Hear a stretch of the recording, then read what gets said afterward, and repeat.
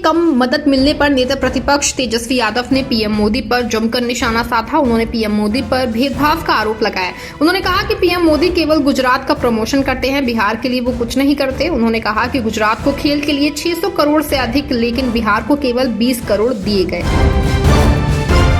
एक तरफ जहां जम्मू कश्मीर में इसी साल होने वाले चुनाव को लेकर जमकर तैयारियां हो रही हैं, वहीं ऐसी खबर आ रही है कि जम्मू कश्मीर के पूर्व सीएम और पीडीपी की अध्यक्ष महबूबा मुफ्ती ने विधानसभा चुनाव लड़ने से इनकार कर दिया। उन्होंने कहा कि चुनाव कराने के नाम पर तमाशा किया जा रहा है। महबूबा मुफ्ती ने कहा कि जम्मू कश्मीर के लोगों के लोकतांत्रिक अधिकारों का हनन किया जा रहा है।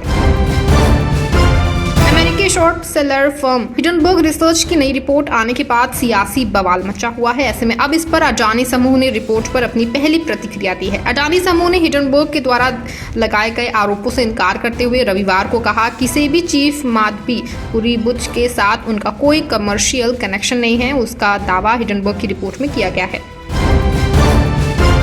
पेरिस ओलंपिक में ब्रॉन्ज पदक जीतकर पंजाब के सपूत वापस घर लौट आए हैं। अमृतसर के एयरपोर्ट पर खिलाड़ियों का भव्य स्वागत किया गया। भारतीय टीम में अमृतसर के टीम के कप्तान हरमनप्रीत सिंह, गुरजट सिंह, शमशेर सिंह और जर्मनजीत सिंह खेले थे।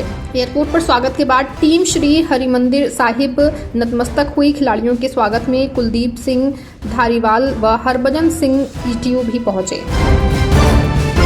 हरियाणा के पूर्व गृह मंत्री अनिल विज ने दिल्ली के पूर्व डिप्टी सीएम मनीष सिसोदिया की जमानत पर बयान देते हुए कहा कि जमानत होना रिहा होना नहीं होता है। उन्होंने ओलंपिक में पदक जीतने वाले हरियाणा के खिलाड़ी अमन सेहरावत के लिए कहा कि हरियाणा की मिट्टी में ही खेल बसा हुआ है, जिसे बच्चा बच्चा जानता है।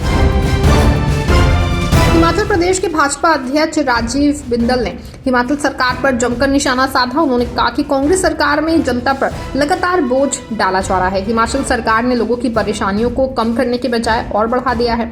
बिंदल ने कहा कि यहां पानी की सुविधा मुफ्त थी, लेकिन सुक्खू सरकार ने पानी के रेट भी बढ़ा दिए हैं। हरियाणा में आगामी विधानसभा चुनाव को लेकर तैयारियां शुरू हो गई हैं। ऐसे में भाजपा ने भी चुनावी तैयारियां तेज कर दी हैं। वहीं पार्टी ने विधानसभा चुनाव संचालन और चुनाव प्रबंधन कमेटी की घोषणा की है। पार्टी के प्रदेश अध्यक्ष मोहन लाल बड़ौली ने बताया कि प्रदेश चुनाव संचालन समिति में 20 सदस्यों को शामिल किया गया है। वहीं चुनाव प्रबंधन समिति में 32 सदस्यों की कमेटी बनाई गई है।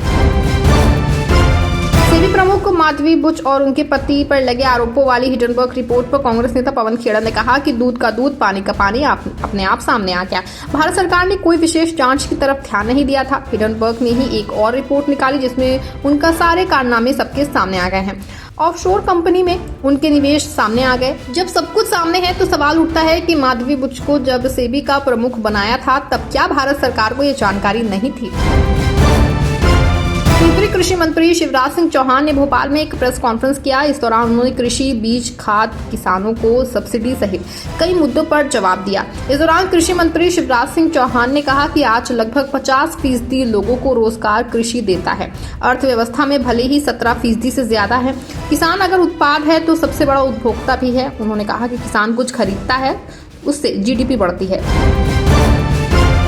सेबी प्रमुख माधवी बुच और उनके पति पर लगे आरोपों वाली हिंडनबर्ग रिपोर्ट पर आरजेडी नेता मनोज झा ने सरकार पर सवाल उठाया। उन्होंने कहा कि सत्ता प्रतिष्ठान में बैठे हुए लोगों को क्या इस बात की भनक नहीं थी? मतलब उनके पास आप शिकायत लेके जाते हैं, उसी के पैसे लगे हुए हैं।